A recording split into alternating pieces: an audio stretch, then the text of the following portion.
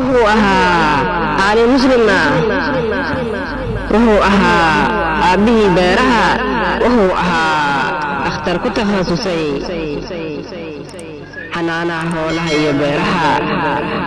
أبو زكريا يحيى ابن محمد ابن أحمد ابن عوام لكن كأن بحي مقع ابن عوام في إسبانيا أو أفك إسبانيش كأما إنجليش كنوير هذا سفيا ابن العوام وهو أهان عربا لكن كل شيء أندلس أو إسبانيا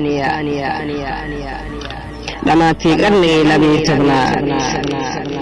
وهو أهان آدجان فلشاد بيرها يورا بنتورا ابن العوام وحاو قريبوغي وينا وكذهب بي بيرها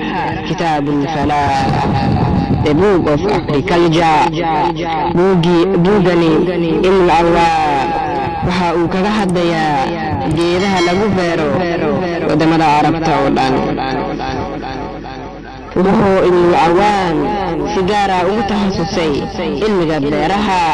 agriculture cilmiga geedaha horticulture iyo xanaanaha xoolaha buugii uu ka qoray beeraha waxa uu ka koobnaa 34 cutub waxa uu kaga hadlayaa 586 geedood oo bani aadamka ay abuuran karaan si beerahooda uu u soo go dalag buugii uu ابن العوام ka qoray